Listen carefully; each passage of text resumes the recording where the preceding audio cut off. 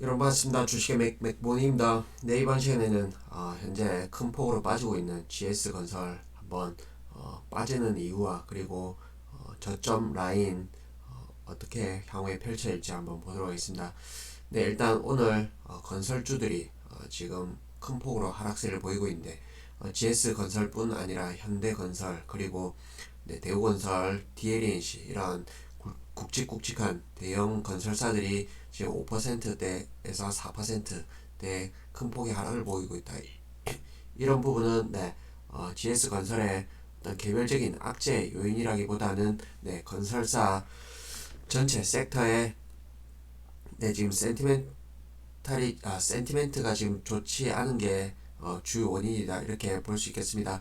그러면 네, 어제 시장에 구체적으로 이렇게 불거졌던 이슈가 네, 강원도의 레고랜드의 부실 그런 부분 관련해서 네, 증권사가 이쪽에 펀딩이 있었죠. 물려 있는 자금들의 어떤 부실화 가능성으로 네, 증권사들이 네, 큰 폭의 일부 대형 증권사들이 네, 하락세를 보였죠. 그 영향에 이어서 네, 현재 어제 같은 경우에는 네, 지방의 건설사 일부가 지금 자금 경색 이런 조짐들이 보이죠. 그런 거 더불어서 지금 부동산 경기가 매우 안 좋고 그 다음에 금리가 계속해서 고공행진을 하다 보니까 어떤 PF 네, 프로젝트 파이낸싱 부동산 관련된 네, 자금 쪽에 부실화될 가능성 이런 부분에 더해져서 지금 미분양 이 이제 확대되고 있는 그런 국면 부동산 경기가 전체적으로 안 좋다 보니까 네, 심리적인 영향으로 지금 빠지고 있다 이렇게 볼 수 있겠습니다.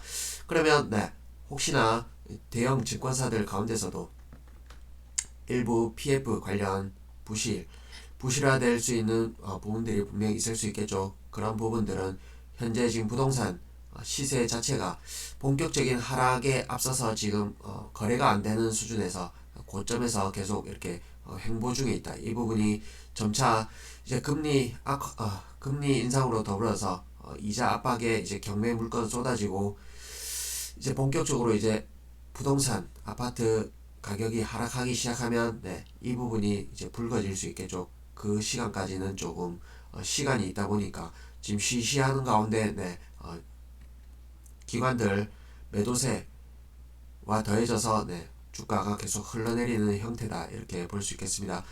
그러면 우리가 이 주가가 뭐 언제까지 하염없이 빠질 것인가 이런 관점에서 봤을 때 네, 물론 이게 엄청난 전체적인 네, 금융위기라든지 시스템 붕괴 이런 쪽으로 간다고 보지는 않죠. 현재 전문가들의 얘기를 보면 네, 대형 은행권은 문제가 없다 이런 얘기가 나오고 그 다음에 건설사 가운데서도 분명히 문제가 되는 건설사들이 나오겠죠. 그 부분은 네, 재무 구조가 취약한 그런 건설사들은 네, 이번 위기에서 위태로울 수 있다 이렇게 볼 수 있겠지만 특히나 우리 굴지의 어떤 대형 건설사 같은 경우에는 네, 일부의 어떤 타격은 물론 영향이 있겠죠. 그러나 우리가 주가 측면에서 봤을 때 이미 상당 부분 선반영됐다 이렇게 볼 수 있고 다만 여기서 어떤 타이밍의 관점에서는 네, 조금 시기가 남았기 때문에 지금 현재 구간이 패닉 셀링인가 이 부분에서는 조금 관망 모드 내지 일부 지켜봐야 되지 않나 이렇게 판단되어집니다.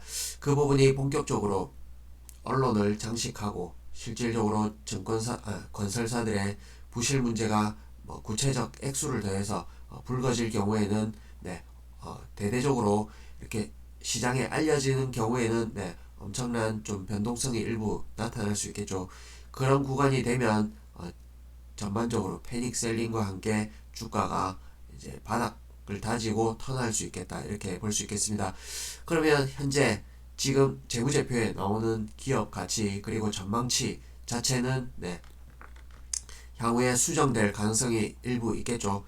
이 어떤 전망치를 기존에 계속해서 증권사 애널리스트들이 컨센서스를 예상치를 낸 이 자료들이 사실은 부동산 경기 그리고 앞으로 불거질 어떤 부실 이런 부분을 구체적으로 이렇게 담아냈을 가능성은 좀 적다고 봤을 때 향후에 조정될 여지는 있다. 그럴 경우에 증권사의 어떤 목표가 하향 리포트가 줄을 이을 수가 있겠죠. 그런 부분이 가시화되는 시점에 저점을 잡지 않을까 이렇게 판단되어집니다.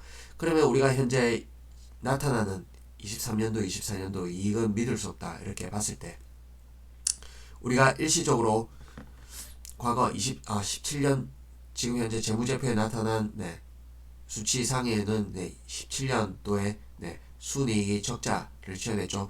이 부분 더해져서 혹시나 부실 채권을 이제 손실 확정 지으면 이 부분에서 단기 순이익이 일부 훼손이 될 수 있겠죠. 그러면 여기 보이는 주당 순자산 가치에 일부 자본 훼손이 있을 수 있겠다. 그러나 이게 대규모 부실로 가거나 이럴 가능성은 거의 희박해 보인다. 이렇게 말씀드릴 때 그러면 현재 6만원 올해 기준으로 일단 BPS 6만원 책정 가능하다 이렇게 볼 수 있겠습니다.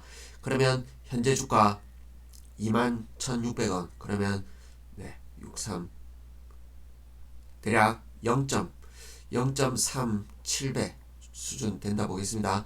그러면 매우 낮다 이렇게 볼 수 있겠는데 그동안 사실 이때 당시에 고점 영역권에서는 부동산 경기 회복 그 다음에 정부 차원에서의 어떤 부양책 이런 거에 대해서 기대감에 이렇게 올랐었지만 마찬가지 내려올 때마다 저평가다 이런 얘기들이 많았었죠.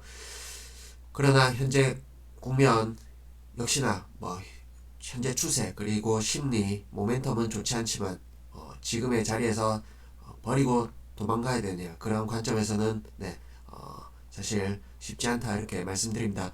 이미 고점에서 50%가 넘는 하락률을 보이고 있고 그 다음에 최고점 대비로는 이미 88% 거의 10분의 1 토막에 가까운 주가 수준이다.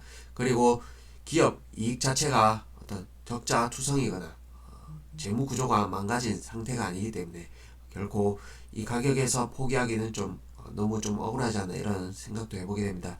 다만 현재 구간에서 무리한 어떤 배팅이나 저점을 예단한 무리한 배팅은 좀 위험할 수 있다. 이런 부분 볼 때 전체적으로 PBR 0.37배에서 조금 추가로 내려올 가능성은 있겠다 이렇게 판단되어집니다. 그래서 시기상으로는 조금 늦춰보자 이렇게 말씀드리고 일단 기술적으로 가격 라인을 잡아보자면 최대 지금 기술적으로 잡히는 라인은 최악의 경우 18,000원이 나옵니다. 그러면 PBR 관점에서 0.3배 수준이 되겠고 그 다음에 다른 목표치를 한번 보신다면 19,000원에서 25,000원 나옵니다. 그래서 러프하게는 18,000원에서 일단 이 라인이 25,000원인데 이 라인 포함해서 이 가격대에서 최종적인 바닥이 나오지 않을까 이렇게 판단해 보겠습니다. 혹 이게 일부 반등세로 돌아선다 하더라도 이후에 어떤 본격적으로 부동산 관련 부실 이런 부분들이 수치화돼서 언론에 대대적으로 뿌려질 때 그때는 변동성이 주가로 나올 가능성은 있겠다. 그렇게 되면 주가 하락의 가능성을 열어두고 혹시나 고점에 물려 계신 분들이 하락폭이 큰 상황에서 팔고 떠나자 이렇게 감히 말씀드릴 수는 없겠죠. 그러면 반등 시 일부 비중 조절만 하고 그 남는 자금으로 단가 낮추기라든지 그런 전략을 세우신다면 최대한 좀 시기를 늦춰서 이 가격 라인에서 추가를 하는 게 좀 나은 전략이 아닌가 이렇게 말씀드리겠습니다. 우리가 항상 언론에 뉴스에 그리고 목표가 매도 리포트 이런 게 불거지는 시점은 사실 뒷북일 가능성이 높다. 그리고 일부 매우 불안한 심리 그리고 일부 투매 그 다음에 손절매성 그 다음에 반대매매 이런 게 나올 가능성이 있지만 그 부분에서 팔고 태풍우합 지나고 나면 사실 그 뒤로는 청명해지면서 그 부분을 누군가는 받겠죠.